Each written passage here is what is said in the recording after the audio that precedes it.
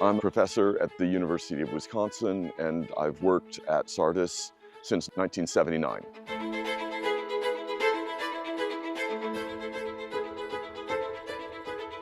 Well, Sardis is one of the most beautiful places in the world. Climate is lovely, the people are lovely. It's a very special place. It's quiet. The mountains around it are gorgeous. Everything about it is perfect. It's a very lovely landscape and the site of many civilizations who must have appreciated it as much as we do.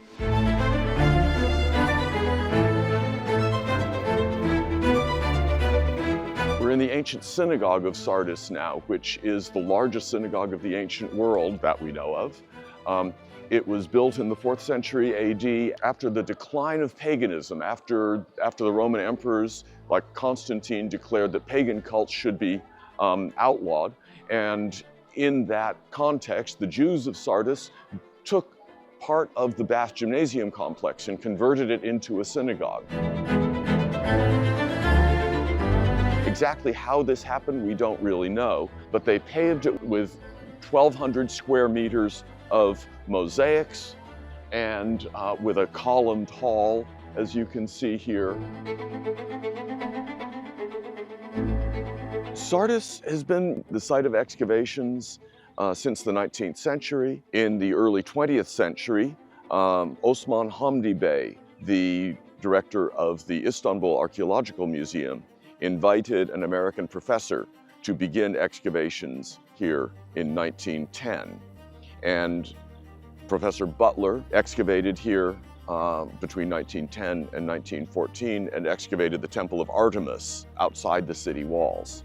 And then in 1958, from Harvard University, Professor Hanfmann began excavations again, and we have been excavating continuously since 1958. When Professor Hanfmann excavated the synagogue in the 1960s and 1970s, he wanted to preserve it, but he also wanted to show people what this building was.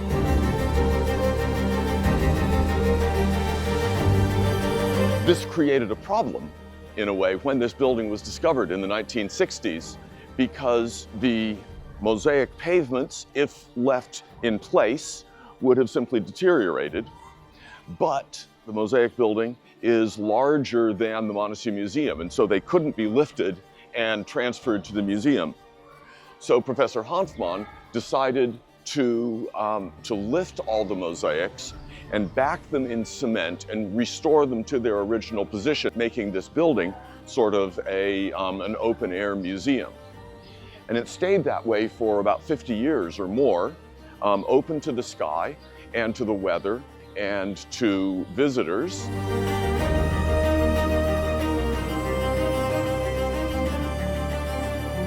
That was the technology of the 1960s. Today we wouldn't do that, but today we would build a roof over it. A few years ago, we started a project to build a new protective roof over the building, which you can see here. That was constructed 2 years ago to protect the mosaics and also to make this building into a more pleasant place. Because before this roof was built, this was an oven, and visitors at noon, like today, you couldn't sit here for very long because you would simply bake. To restore or repair some of the mosaics, and you can see some of these places here were lost when the mosaics were lifted and reset. And we have trained a team of women to make new stones from local stone sources and fill the gaps like this and match the patterns. And so that's been a project of the last 3 years, and it was continued last year under the Geleceği Miras project under the direction of Professor Dr. Musa Kadıoğlu of Ankara University.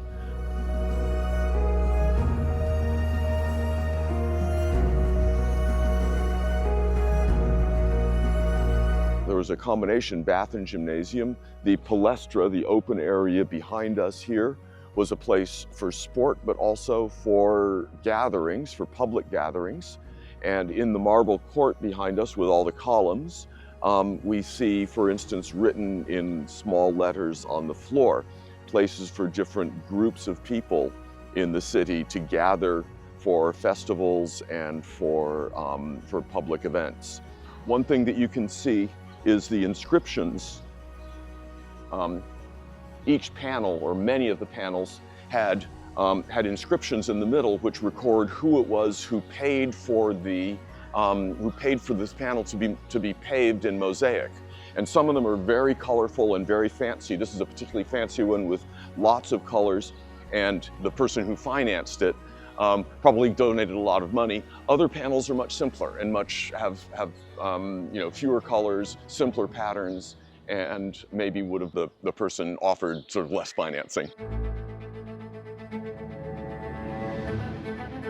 We have been lucky to find a few Lydian coins here. Not very many. They were very valuable in antiquity, and so most of them were not lost. But we have been very lucky to find some. A few years ago, in 2021, we found a collection of 9 tiny Lydian coins together with the bones of their owner in the destruction level of 547 BC, when Cyrus the Great, the king of Persia, defeated Croesus in one of the great battles of antiquity. And this was one of the inhabitants of the Lydian palace, we think, who was killed trying to escape, burned, and we found his collection of coins. Those are now in the Monastery Museum.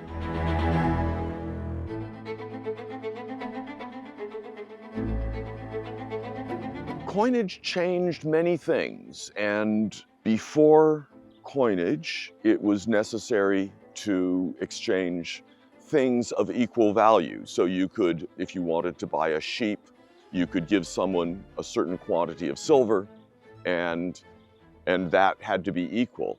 But coinage, like paper money, an understood value. So the earliest coins had less gold in them. They were valued as if they had 70% gold and 30% silver, but in fact they only had 50% gold and 50% silver. So they relied on trust in the king. If there wasn't a king and you couldn't trust him, then the coins were not worth anything. And that's the same thing with paper money, that paper money is only worth something if you trust the government that issued it. And so the earliest coins were already based on trust and based on control, based on this great empire that the Lydians had built in Western Anatolia.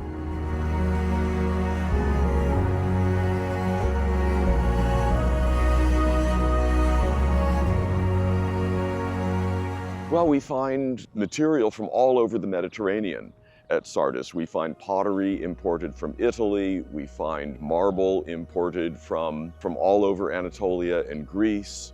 It was part of an extensive trading network and is located and is still located on one of the main routes from the Aegean to central Anatolia. Well, that's one of the other important things about Sardis, is that it's not just one city, it's many, many cities. And you have Byzantine and late Roman and early Roman and Hellenistic and Persian and Lydian, so that to excavate Sardis, you can't simply excavate a wide area, you also have to excavate very deeply.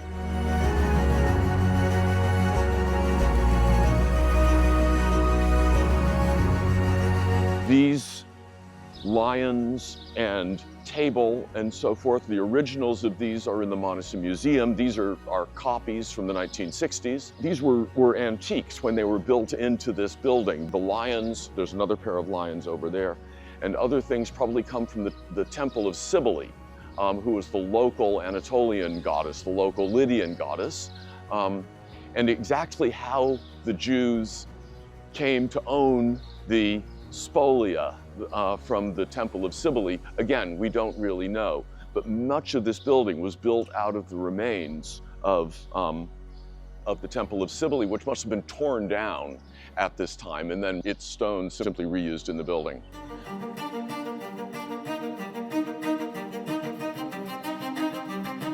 We use a lot of technology, and a lot of what we do is extremely low technology. So in some ways, for instance, digital photographs and drones and 3D modeling has allowed us to record the things that we find, the buildings, the objects, and so forth, much more accurately and much more completely than we could using old-fashioned film. And on the other hand, a great deal of technology seems not to work here. So, for instance, at other sites, they're able to use ground-penetrating radar and geophysics to map out the buildings under the surface. But at Sardis, the stratigraphy is so complex that it's very difficult to do that. And for the most part, if we want to know what's under the surface, in the end, we have to dig it up.